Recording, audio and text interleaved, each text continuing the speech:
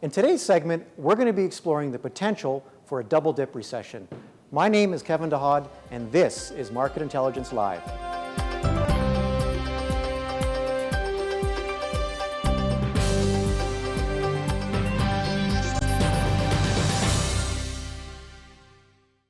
Today I'm joined with Paul Ma. Now, Paul, there's a lot of caution among investors, and we're getting a lot of mixed signals on the global economy, in particular the US economy. And the question on all investors' minds right now is the US economy heading into a double dip recession? Double dip recession, Kevin, is where US economy is headed toward if left on its own. However, we don't live in a vacuum. We have Ben Bernanke at the Federal Reserve and the Obama administration. They both indicated they're willing and ready to rescue the US economy if necessary.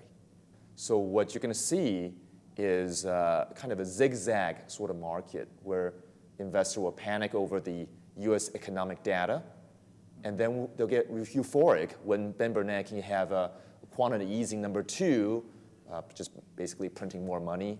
Obama has some job stimulus bills that could be out there to help the US economy recover. And secondly, US is not an island.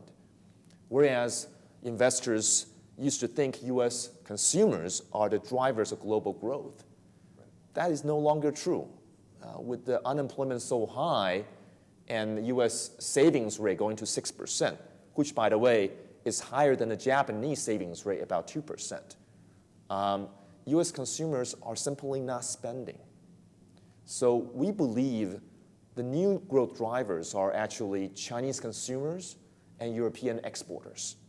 Now, Paul, the other dynamic we're seeing in the market is tremendous amounts of volatility. And with that, we're also seeing a lot of divergent views on market outcomes.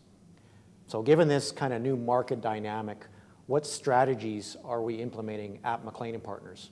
Kevin, in this volatile environment, what you need is a more active management of your portfolio. We believe that US investors will get pretty pessimistic about the coming deteriorating US economic data, that we are preparing for that by having more cash, for example. And we believe that when people get panicky, markets start rolling over, that's when we get more aggressive in buying stocks. Because we believe that Ben Bernanke is coming in for rescue will be the next move. And therefore, the zigzag market can be handled by a more active management. And secondly, we believe hedging is very important. This extreme volatility is pretty unprecedented with high correlation among stocks.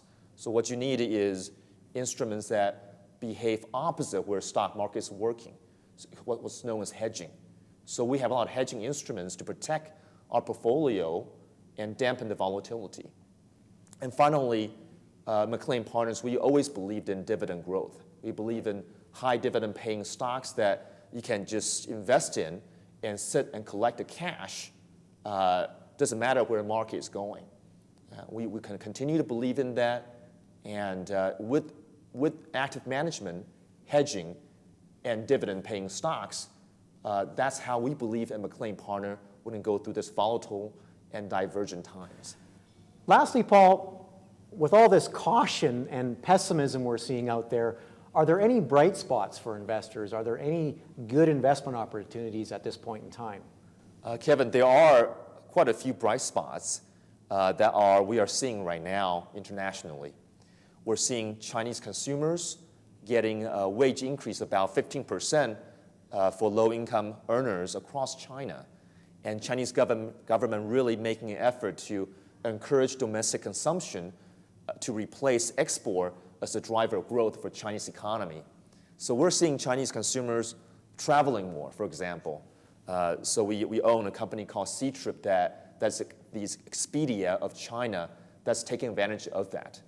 We also own a company named Sina that is the largest online advertiser in China that's taking advantage of the fact that Coca-Cola, Procter & Gamble are all advertising a lot to Chinese consumers. We also believe that European exporters is an area of strength.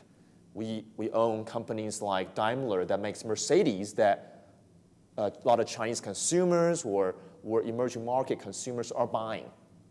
And we also believe in names like Wincor that makes ATM machines that banks across the emerging market are rolling out ATM terminals for their consumers to use. So there are bright spots, definitely, that are they're taking over the baton from U.S. consumers as global engines of growth. And the two we believe in the Mclean partners are Chinese consumers and European exporters. That's excellent. Thank you very much, Paul. Thank you for joining us today for Market Intelligence Live. Please be sure to watch for future updates. From Mclean Partners, I'm Kevin DeHaad.